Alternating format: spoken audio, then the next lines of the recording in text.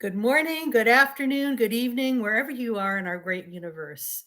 Hi, I'm Dr. Dolores Fazzino, nurse practitioner, medical intuitive, and energy whisperer, and I am the host of Healing in Ways You Never Thought Possible podcast, where we share exciting stories about miraculous healings that people have had that led them onto their current path.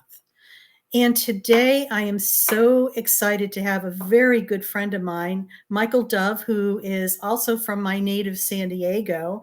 However, he is no longer living here. He's in halfway across the world in India. So let me just share a little bit about Michael. So for our audience, so you kind of have an idea who he is.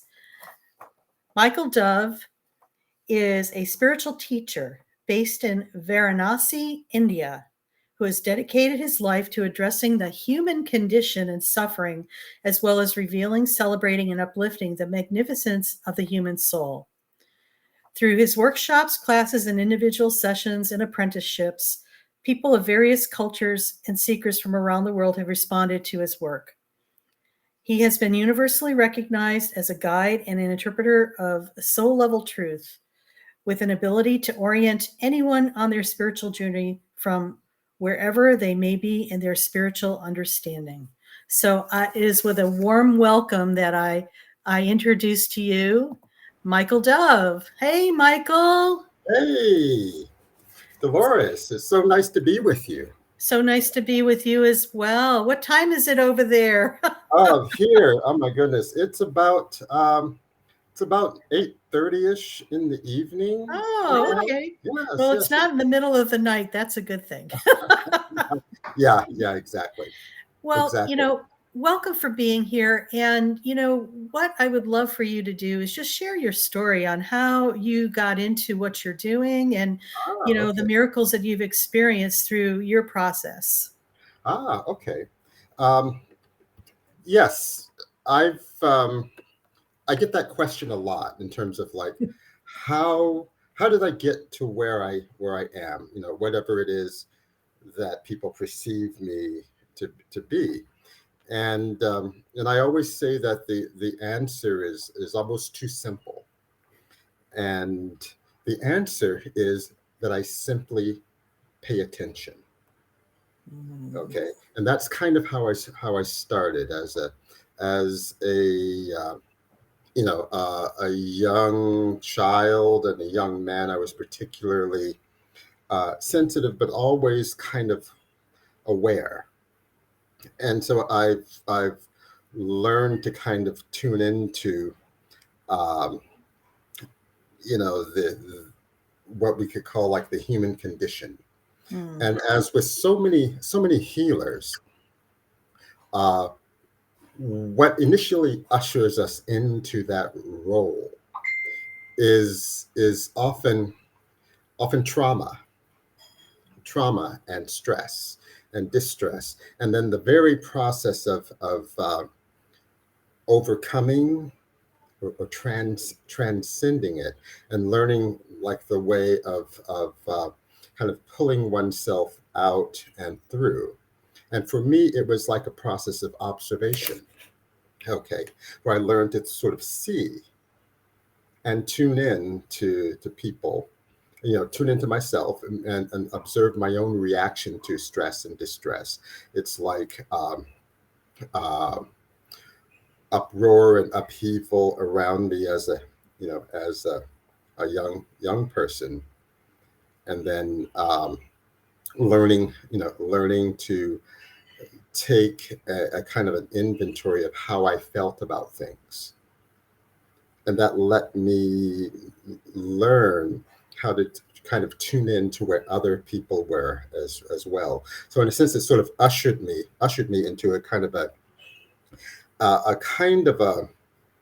consciousness or an awareness where I could kind of tune in to like people's suffering, the condition of their soul in particular. So I eventually uh, learned and developed into my profession as one who tunes into the soul. You see, soul level truth, soul level reality, and um, yeah, and so learning to see what people are going through in that process. One of the key things that I'm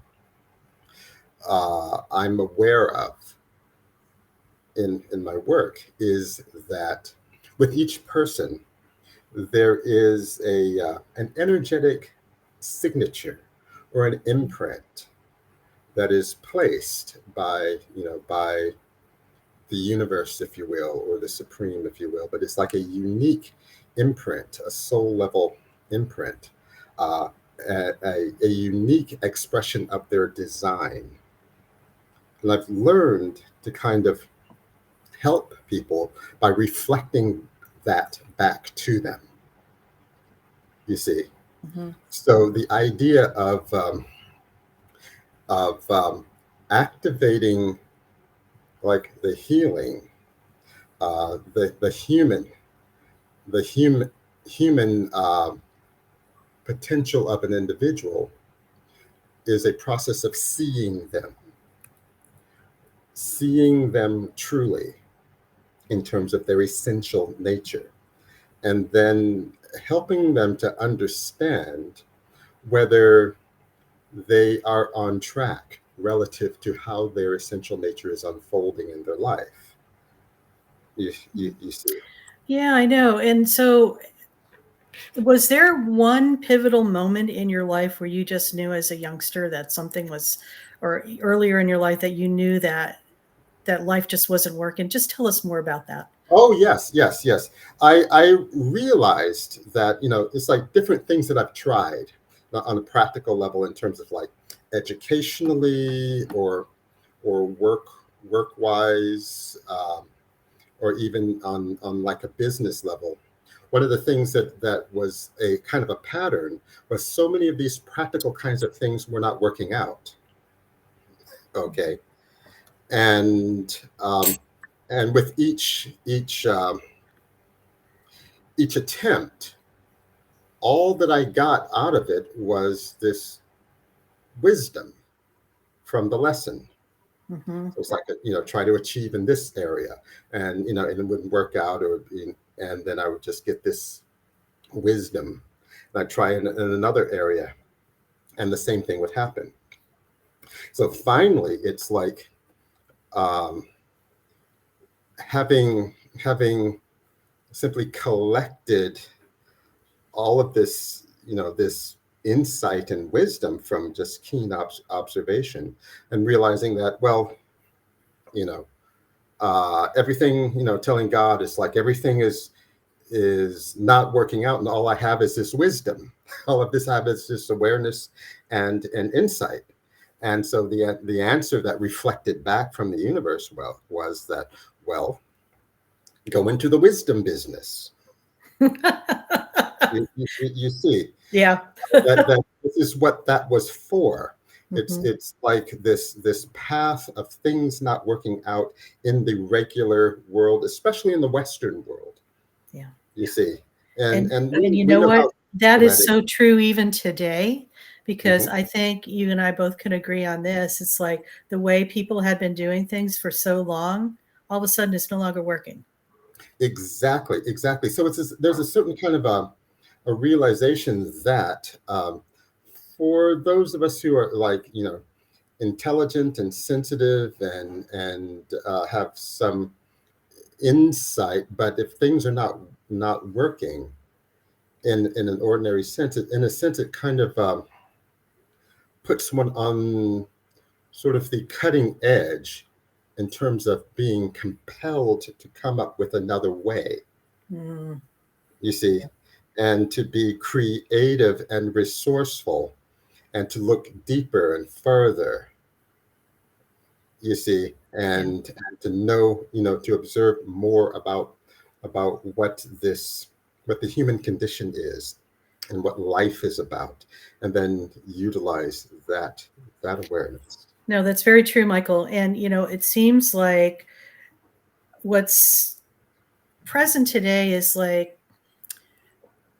it's a reminder how much we need to go within.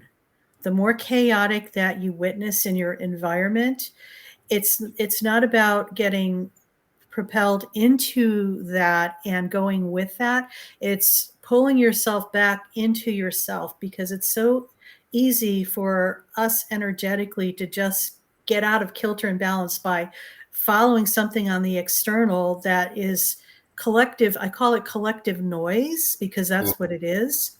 Mm-hmm. And, we're drawn by it because a lot of times we've been programmed that we need to find our answers out here in the Yes, external instead yes, of going within ourselves. And I think, if anything, today, it is crucial that people come within themselves and establish a relationship with themselves so they could be their best selves. Tell us more about yes, that. yeah, precisely. I would say that you're hitting the nail on the head, because this kind of drawing from within one's insight is really the survival strategy of our age here and now. It is learning to trust one's intuition, Mhm. and to follow the inner guidance. And in the sense, as I was trying to sort of get at, was that for those of us for whom uh,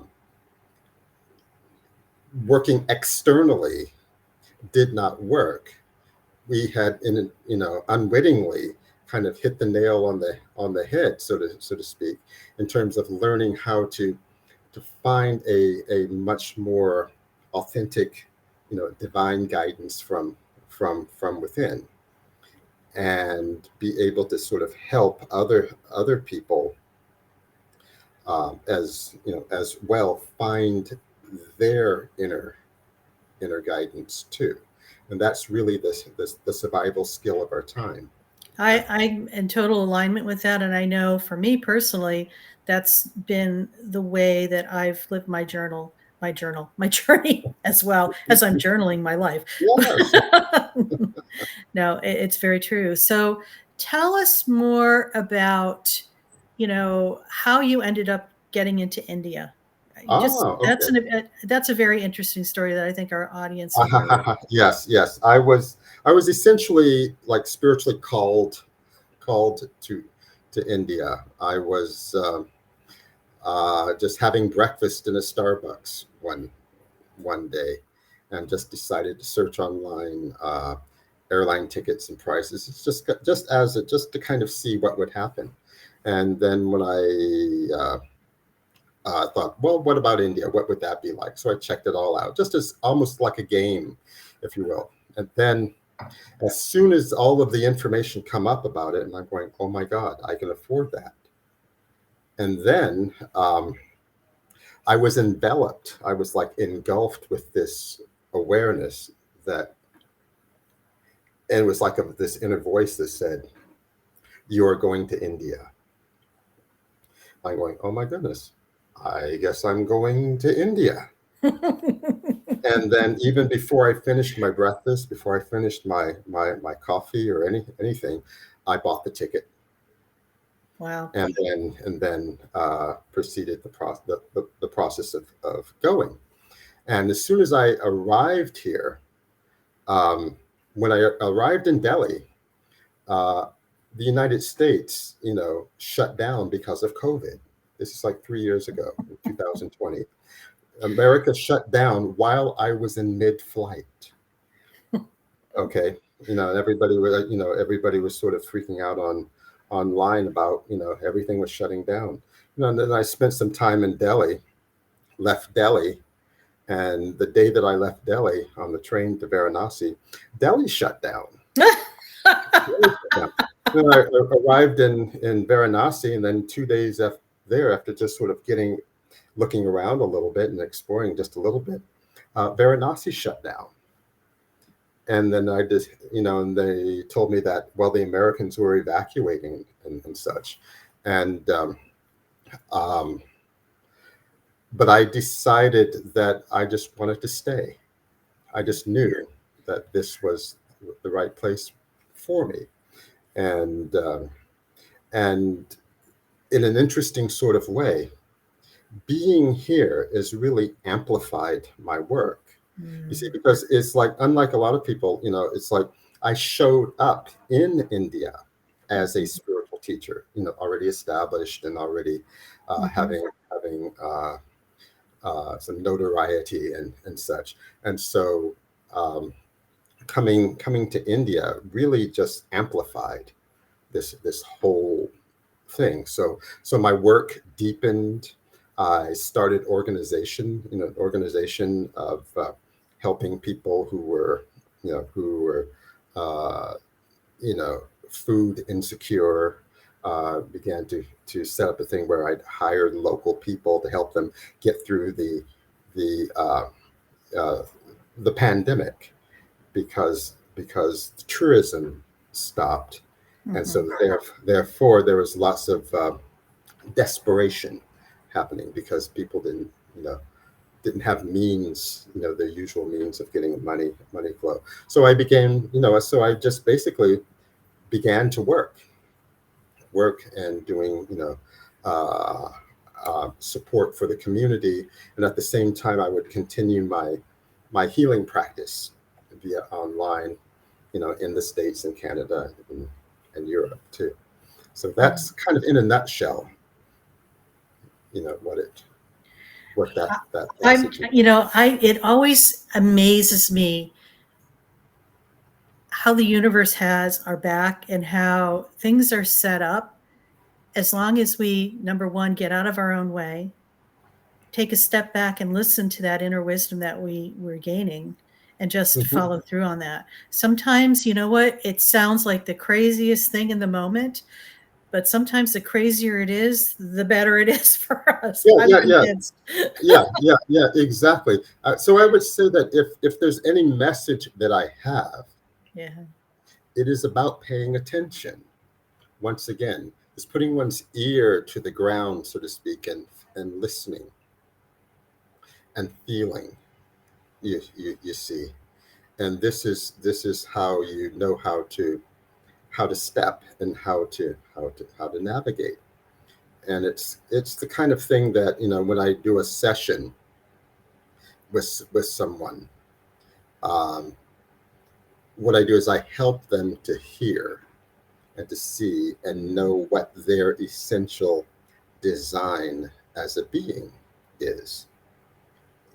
Once again, so that they know how to navigate through their life. And each person's design is as individual and unique as their own thumbprint, you see. Very So true. this is what I try to reflect back to them, to help them to sort of them to know their own nature, their own design, and become acquainted with their own truth, and learn how to hear, listen, and feel.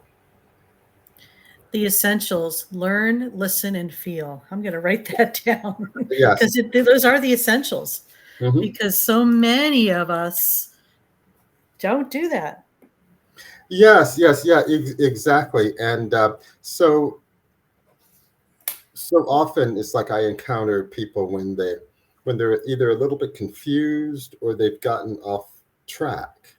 And so much of what I offer as a healer, as a practitioner, is a reminder. It's like helping them to remember, Mm, love that. remember who they are. Yes. You see, and this is so key and critical, because it's like, if one believes that we're moving towards some kind of realization or enlightenment or liberation or being whole, healed and whole, it is my belief that the wholeness that we're moving towards for each one of us is equally uh, unique and individual. you see. Michael, I totally agree with you on that. And what is the best way people could get in contact with you? I'm going to put your information up here on the board, Okay. so you could see this, but why don't you say a little bit more? All right. All right. Yeah. Well, my email is yourdoveInIndia@gmail.com. All one word, yourdoveInIndia@gmail.com. And my website is michaeldove.net. Just go to michaeldove.net, and I'm very, very easy to find. That he is. Well, Yes. Michael, as we close here, Mhm. what are some words of wisdom that you'd like to just share with the audience? Ah, that that you are a living being, and by the very design of your nature, you are designed as a successful being.